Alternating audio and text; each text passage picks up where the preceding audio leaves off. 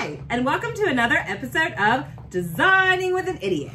I'm Stephanie, and this is my sister Jessica. Along with her and our mom Chris, also known as the Lady Monarch, we own and operate Harmony Harvest Farm, a fresh cut flower farm in the beautiful Shenandoah Valley of Virginia, where we grow specialty cut flowers and then we ship them nationwide to floral enthusiasts like yourself.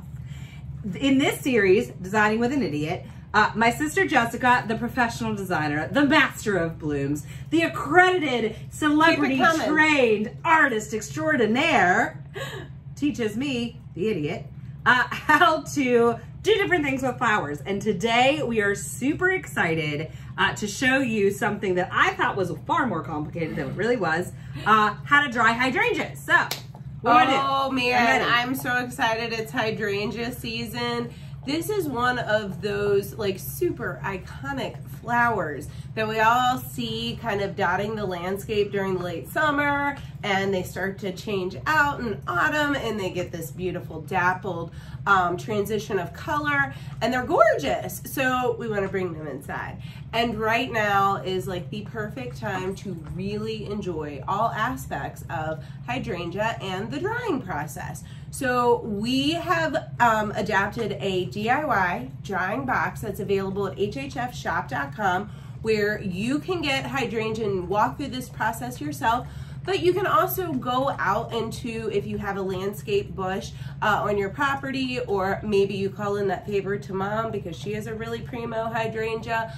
This is something you can do at home with some simple instructions. So hydrangea, we are working with limelight variety. Now this is paniculata. It means it's really woody stems. It looks a little different than maybe those big blue or pink ones that you see that have a fleshier stem to them. These grow more like bushes, and I love these for drying. They're called limelight because early in the season they actually look more lime green, and you can kind of see here the very tips of some of these are still pretty immature and showing that. So you have to identify the right stage of drying them, right, to harvest them for that perfect effect. So if you want to hand me some hydrangea, I'll show you what we're looking for here. Okay, here it is. I'm like really Vanna White. She's such a good side letters. Okay, you see these green tips? These are probably going to curl if we dry them. I'll show you here in a bit exactly what that looks like. But if you look at these blooms here, the very tops of them, they've already budded out, so there's no real green to them. And if you look closely, some of these edges are starting to show a little bit of pink. Perfect. That's exactly when we want them. When they're completely white or starting to transition to color, they will give you the best results to drying. Now you can still do these, but I'll show you what that looks like. When you're harvesting, give yourself some good stem length. We want lots of room in our vases and lots of room to play with here. It's also a good idea to go ahead and pull all of that foliage off of your stem. Now, it'll dry and curl, but it doesn't look very nice. And it's also going to compete with the blooms taking up moisture. And our goal is to get as much water into those flowers so that they're preserved at perfect hydration. So yeah, we just pick them all off. Picking out the greenery of my hydrangea. So you can essentially do this with any of those other varieties you were talking about. So yeah, we can do it with them, but it is a little bit more delicate and hit or miss. That's why I really like the woodies. They also have thicker, sturdier stems for when they're drying. They hold a little bit better. So really, if you can find a paniculata variety, and we prefer the limelight, those are really good. Well, you have to, you know, to be strong in life, you have to have a woody stem.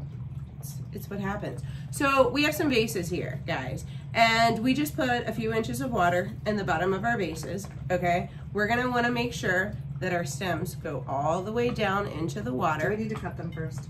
Yeah, did we not do that? No, I didn't cut these. So give it a fresh step. If you are not literally so much of an idiot now, huh? Well, if you were cutting these right out of the field and then stripping them, yeah. If you're pulling them out of your cooler,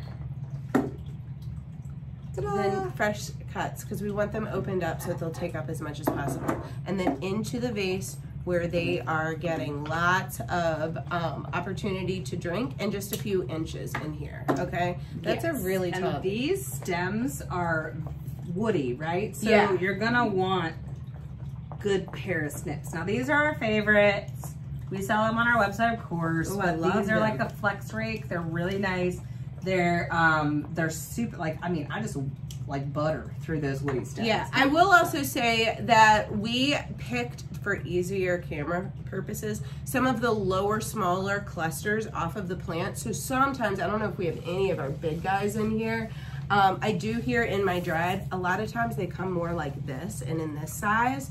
And we wanted to make sure that we could show you kind of a little bit of everything. You're gonna wanna make sure that you strip those stems and you give lots of room to breathe. Right now, it's really easy with these small, delicate stems to do that, but if you have bigger ones, you're gonna wanna use that. If you run into large stems, look for bypass pruners. They're more of like a crab shell. Yeah, like a crab little claw. claw. Right. Yeah. So one side looks more like a C, and then it has the blade. Those tend to cut really thick stems much easier.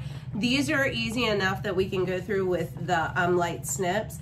And if you're really hurt up, you can always turn to scissors. However, they get a little tough in these harder stems, don't you think? Yeah, they definitely do. And so in these vases, we have put about 2-3 inches of water. You're not gonna want a ton, right? Like you're just gonna want, yeah, you know, just enough for the bottom. Okay, and then the thing is, you're gonna do the complete opposite that we tell you with the fresh bouquets. You're not gonna add water. You're not gonna check the water. You're not gonna touch the water, okay? We want it to take up the water and dry, all right? So when we have them at this perfect stage, what you can expect to see is gonna be a dried state where the blooms are actually preserved like this. Isn't that gorgeous?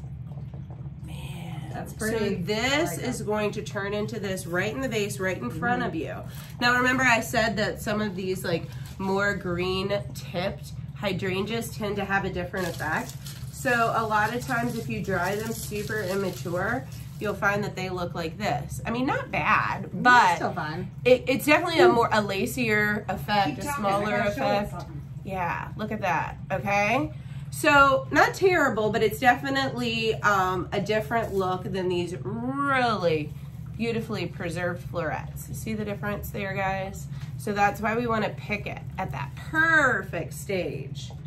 And you can watch these vases just turn right into beautiful collections of the dried stems.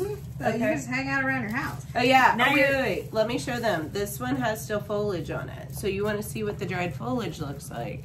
It's like that. It does, it's brittle. It closes up close to the stem. So a lot of times they get smushed and gross when you're designing. But if you're only planning to use these as showcase blooms, you can leave the foliage on. Like that held color pretty good.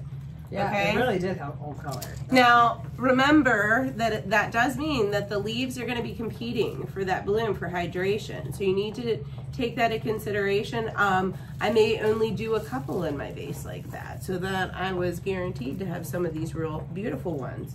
But dried hydrangeas, watching them do their seasonal shift to dried right in your home is such a cool thing, but you don't have to stop there, right? Like once they're dried, then you can do other fun and cool things with them. What do you got over there?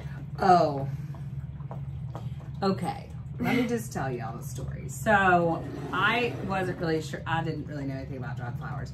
And I thought during the winter time we just sulked around and were sad.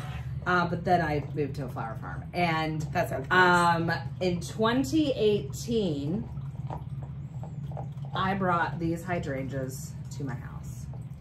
These are actually painted though. They're painted with some rose gold, which means you can do anything. Now granted, these are from 2018, so if I turn around the back, you got like some hangers here. They are gonna eventually like break down, right? But I still think they look great. And like I even have this little like pod thing over here. I just pulled it, literally have this thing. I put it in my cabinet during the summer and bring it out during the winter, just like that.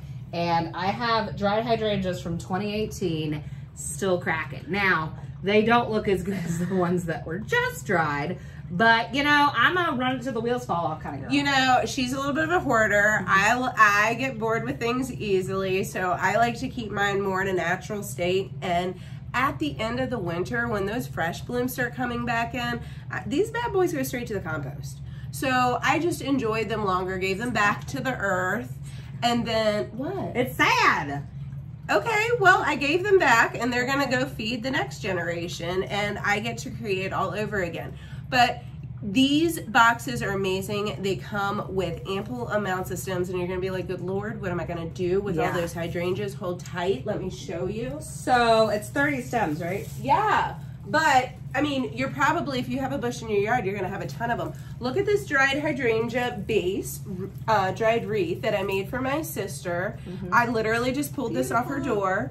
It is gorgeous. This is from last year too. This is just hand wired on a willow form, and just so that you know, like the whole base of this was hydrangea. So like, the world is your oyster once you preserve these guys. It's great. It really is. And you know what's interesting about that wreath? And you don't have to, just hang it back up on the door, please, God. Oh, you're moving, something's moving. Okay. Our camera setup is just holding on by a wire. You know, small business enterprise. You don't even want to know what's going on behind the scenes. This is all we do. Literally, Zoe's working right there. She's doing great. You're not in the camera frame, don't worry. But what was I going to say? The interesting thing about that wreath is actually it has some of the curled ones in it and some of the open ones in it, and it's a nice contrast of texture. So even if some of yours end up to be a little curly, they're still very nice. Like, I would definitely keep them. And since we give you 30 stems, highly recommend that you have several vases to put them in, because airflow is important, right? Yeah, having good airflow is going to make sure that we don't end up with any sad or mildew moments, smushed flowers. If they're going to dry however you have them in there. So if you pack them real tight, you're going to have compressed sides when you try to separate those blooms back out. But look at this, guys. This was our test sample. We want to make sure that our product is going out and we know what it's going to transition to for you. So this is product samples for our DIY Dry Your Own Hydrangea at Home collection. And this has a little bit of a mix of some of ours where we wanted to push it and see how tight it would go. But you can see the overall appearance is phenomenal. These guys are amazing. So if you're ready to get your fall craft or crafting on, or maybe watch nature do its autumnal change at home, I highly recommend looking at the hydrangea and doing a little dried experiment in your home. You know, is there anything else you wanted to add to that? Just one thing real quick. I know, we could just keep going for days.